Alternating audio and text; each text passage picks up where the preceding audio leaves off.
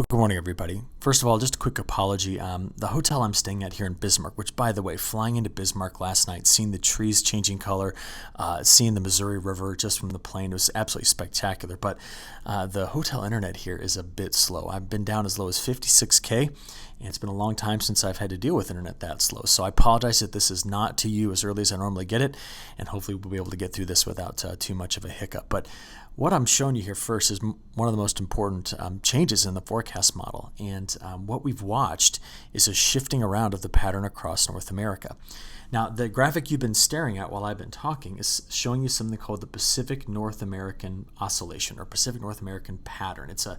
It is a way by which we set up an index to kind of gauge the behavior of the atmosphere. Now, you can visualize this actually with the graphic. I love it because when the PNA is negative, like it is right now, it almost takes on the shape of a trough, doesn't it? Like it dips to the bottom of the graphic, or normally when we look at North America, that'd be south. What I want you to remember is when it dips like this, you're looking at a trough over the western United States. And we've got one. It's going to be there through the weekend. It's going to be significant. In fact, we could see a resurgence of it briefly into early and mid next week. But some of the newest model data continue to take it in this direction. And when you see it going up, think ridge. Now what this does is this ultimately affects the temperature and precipitation pattern across the whole country because our weather comes in from the west, right? So if there's a trough in the west, well, we tend to have ridging in the east. If there's a ridge in the west, we tend to have troughing in the east. And some of the newest model trends have really tried to take up the PNA pattern into higher and higher values once we get out there past, the first 7-8 days of the month of October. Now, we've been discussing how El Nino events often bring in cold weather in October, but as I said, it's usually mid-October. We've been talking about it now for a couple of weeks, right? We just said, hey, we're going to warm up at the beginning of October, but just remember that history would tell us colder shots are coming. So let's go have a take a look. Let's go now and have a look at what's been changing. So I'm going to take you here first. This is just my website, agweather.com, and it's ag-wx.com, and I've got painted right across the middle here the GFS. And we look at the GFS a lot in comparison to the European model, but the GFS was one of the first models to kind of pick up on this pattern well, and the European is now catching up to it out there beyond day 10.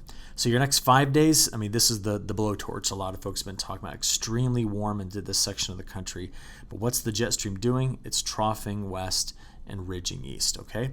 Now, as we come out here day 5 through 10, we start to see some things shifting around. Like take a look at how cold the air is in parts of Alaska. While we continue to see the very warm conditions pressing off to the east, there seems to be some indications that this cold air has a trajectory on it coming across the Canadian prairie like this. We've been trying to discuss that this whole week about that happening, but we're just getting better model evidence now that we're here on Thursday. So it shows now that the new day 10 through day 15 forecast, which gets you out there beyond, what would that be, the 7th through the 12th, now showing that colder air coming out in this direction and a ridge building into the west. You can see the warmth returning to the west. So thinking about this, I went out and ran one of NOAA's greatest models. I love it. It's called the high split model because I'm in Bismarck today and I want to know, well, when I talk to these folks later today and it's 10 days from now, where should I tell them the wind should be coming from? Because it's going to get quite mild in the coming days. But then about 10 days from now, take a look at this. I ran the high split model and I just put it right here, right on I-94, right in the middle of North Dakota. And if you just follow these lines backwards, it's saying I need to be watching something right now that's coming from here, the Aleutian Islands.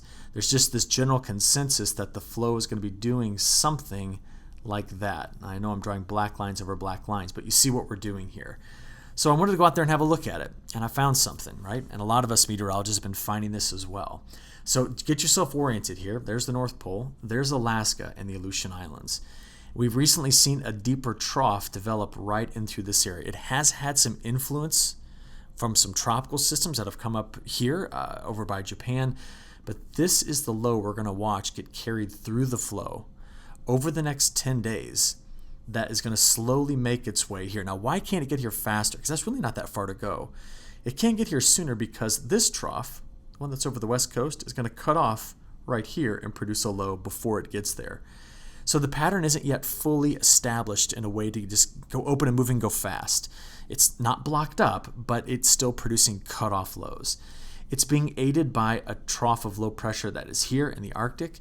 There's a trough that's in the Bering Sea. There's a lot of things pushing this flow to basically do something like this. And let's just go out there and have a look at what some of the newest model data are suggesting. So I'm going to show you an operational run first. And get yourself oriented because the map kind of slid around here. But right now, here is the negative PNA. Big ridge over, over Hudson Bay, forgive me.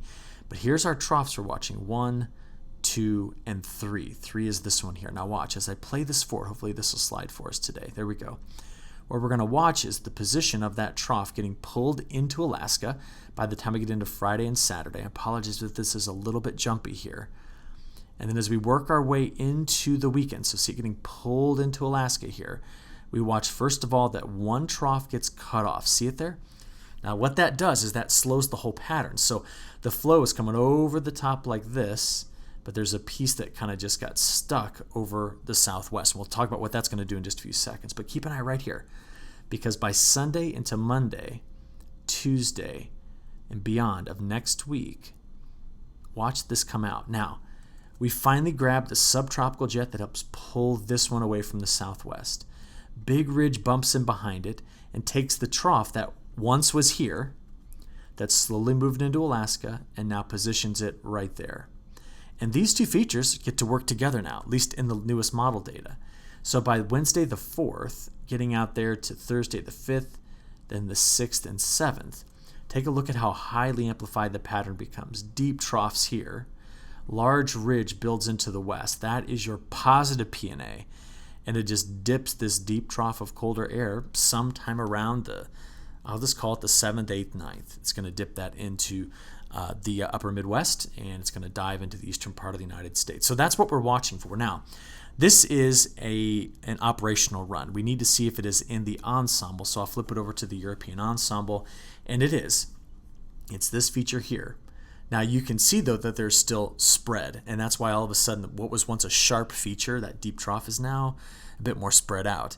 But there's better model consensus that there will be troughs of cooler air coming into the northern plains, through the Canadian prairie, going to the Great Lakes states, and eventually to the east. It's being aided by this large ridge that's here to the west. This is a very highly amplified pattern, by the way, in the ensembles. Look at that.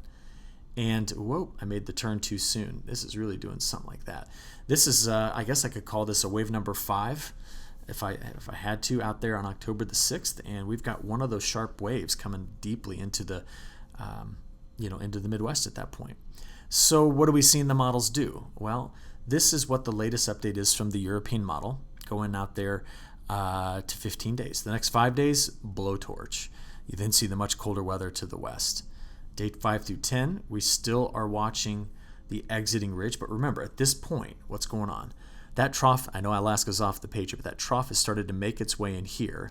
The cutoff low is getting a bit of a kick from the subtropical jet moving out, and then going from day 10 on, we're going to see the effect of it. And there's the cooler weather that's spreading into the east. Now you're looking at that going, wait, I don't see that much colder. No, you don't, because this is an ensemble forecast.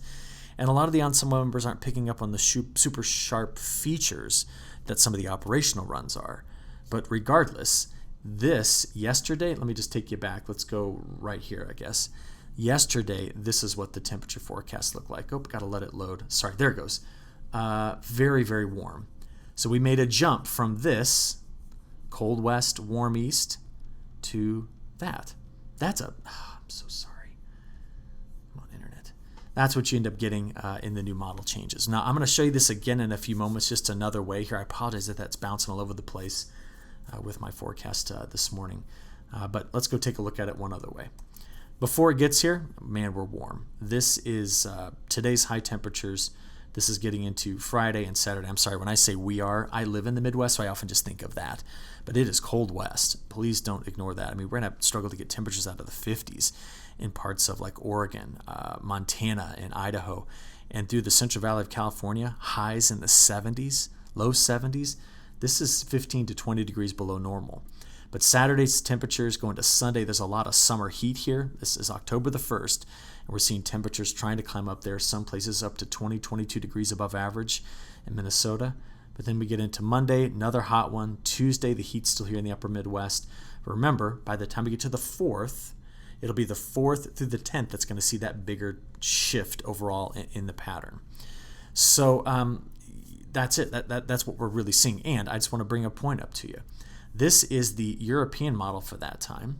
And if I shift this over to the GFS ensemble, let's see if it'll load. Good. It did. It's got the same features in place. You notice you didn't even really see a change in the map. So we've got good multi-model agreement. We have ensemble agreement, and there seems to be a pretty significant shift coming, but it is not for another 7 to 10 days before it even begins to make that shift. So we'll be talking about it tomorrow. We'll be talking about it Monday. We'll be talking about most of next week. So get ready. We'll be having a discussion about this. Okay, what's going on right now? Well, the sun's trying to rise here in the midsection of the country. We watched some pretty big storms go through this section last night of the Ohio River Valley. We talked a lot about the risk of those, but I'm going to take you back to yesterday really quickly. Still a lot of Canadian wildfire smoke. Remember, these were the fires earlier in the week or last weekend that were in northern Saskatchewan, northern Alberta, and northern Manitoba, and a lot of that wildfire smoke still here in the flow.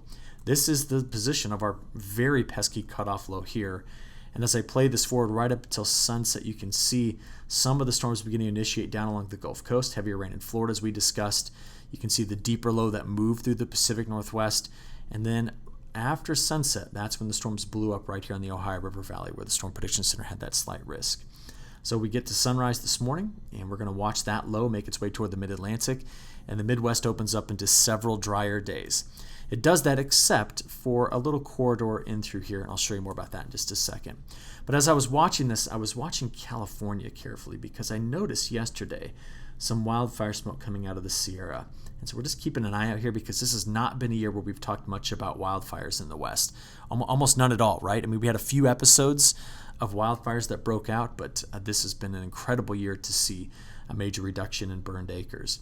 I also love these images because when the sun sets, you can see the shadow cast by the mountains and just kind of changes the whole view of the land. Just a beautiful animation there. But if we look back over the last 24 hours at total accumulated precipitation, we see the coastal low coming in. We see the scattered storms down here very close to the shore on the southeast, isolated storms in Texas, and then our low that's slowly moving through the Midwest here, delivering last night its heaviest rains right into this corridor and then back up toward kind of the eastern side, or the western side, of Lake Erie.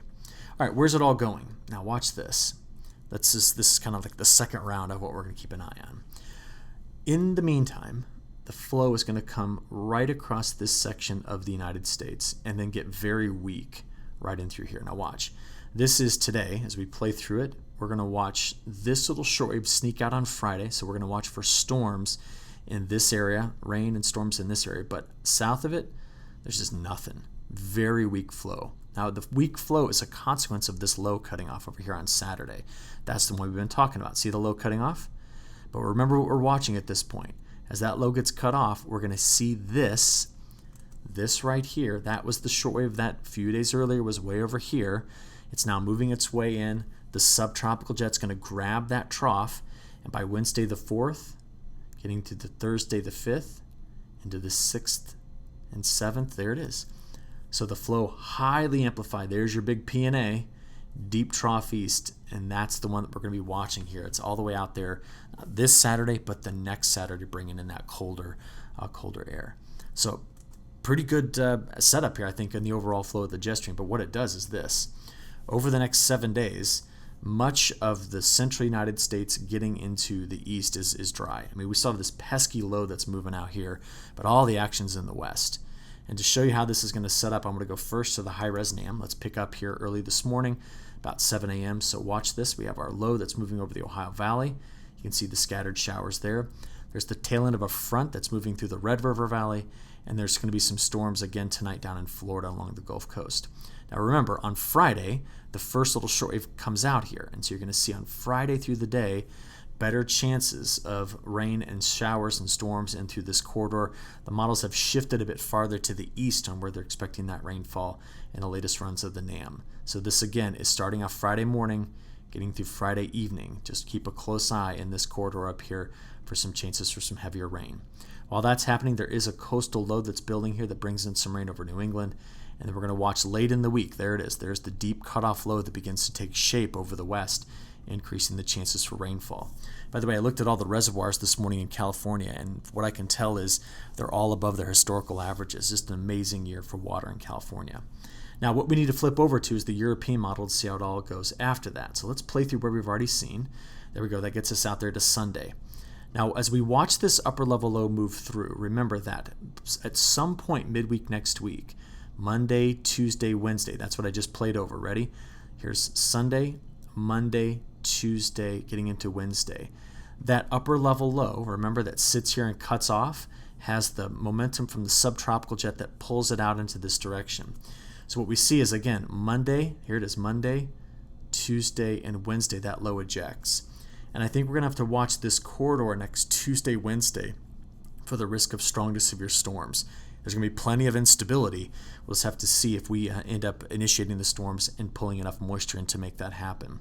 So that's that. When I showed you this map and I said, hey, we got rain coming through here, that's all next Wednesday. So it's still less than a week out, but it's out there pretty far. So we then play that forward into next Thursday, and there comes the low by the 6th and the 7th, diving into the midsection of the country. So if we stitch all of it together, what about the west and snow? Well, that deeper upper level low does bring in some snow this weekend. So it's kind of playing it forward, maybe locally some higher amounts. Maybe for in Salt Lake City, you can see up to a foot in the mountains nearby. But overall, this is what the precipitation pattern looks like from the newest model runs. So we can see that through the weekend, it's going to be the first system that ejects here, what's left of the upper level low, and then the deep cutoff low that comes into the west. This is starting off Sunday morning, playing through Monday, Tuesday, and Wednesday. And again, next week we're going to watch this corridor for the risk of strong to severe storms. So I get you out there about a week, and you see the pattern really starting to increase the chances of rainfall in through this corridor after that upper level low moves out. East, you're going to stay driest longest. What about some probability maps? This is the newest 10-day outlook for the chance of getting an inch of rain. It has improved most over the kind of the southern part of the plains here, the winter wheat belt, because we're seeing that next system next week come out into that area, and it's got plenty of moisture to work with, so we're going to keep an eye on that. Also notice Ontario and parts of Manitoba, they're going to get multiple chances for this moisture to come through, so that's why we see the highest chances there as well. All right, let's finish this up. This is the newest update from the European model out there, day 10. Now I want to show you something. We kind of did this back and forth a moment ago, but this was the day 10, new day 10 forecast. This was the one that was issued yesterday afternoon. So look at that. The pattern was advertised like this yesterday, and now if I show you the newest model run, it's got this. And we're just in that transition season. It's October. This is what we get. We get some less confidence in the models as the season transitions forward. So it's in all three of the models that I typically use to look at this, and there you go, deeper trough coming in sometime after the 6th, 7th, and 8th. We'll watch for the evolution of that. But what that does is that makes the pattern a bit drier. You see, let me go back to this very quickly. If the flow comes in like this is not pulling in. This northwest flow only makes thunderstorms in summer, okay? In fall, this brings in convergent flow and drier air into a corridor like this. So that is why the new week 2 forecasts trended drier in this area. We're still wetter in Texas, but it's in the European model, it's in the GFS, and the CPC will likely make an adjustment to their forecast later today because I think they're going to back off on this and start to show drier risks in this area. A couple of things just to finish up with South America. I'm going to show you the model comparison on South America. This is the next 15 days being forecast by the European model. So they've gone drier in southern Brazil where there's been major flooding. They're drier in Argentina where there's still long-standing drought. But they have near normal to then much wetter than normal across the east in Brazil. Now look at that, near normal rainfall from Mato Grosso. So if this model verifies, the planting progress in Brazil will really shoot up that first week to 2 weeks of October. But the GFS looks like this. It's got the wet weather east, but it's considerably drier. Look at the difference. European, GFS. European, GFS. Now you know that I've been focusing more on the European model because when I look at what's actually fallen, I get this. So I hope this plays for us. Come on, 56K internet. We're going to watch right here as I click play. This is a week's worth of precipitation. Oh, come on. Maybe if I refresh. There we go. Oh, fiddle.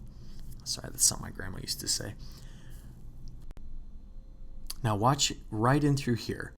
This is the last 7 days of total accumulated precipitation, or excuse me, precipitation measured by satellite. And what I see at the end of this is, watch right in through here, hopefully this will finish for us. You're going to start to see better moisture coming into central Brazil. See that right there? Satellite-derived precipitation as of late has shown better moisture coming in. So I look at all of that and I say, which of these models am I going to kind of lean toward more likely being accurate? I just think that the GFS is too dry here. I think that over the next couple of weeks, we have better indications of rising motion, and there's just going to be near normal precipitation here and much wetter east. The models agree on this, but they don't agree on that, and this is the key state we're watching for planning progress right now. So that's my analysis, and we'll just continue to keep an eye on it. I'll report to you again tomorrow morning. Until then, have a good one. Thank you.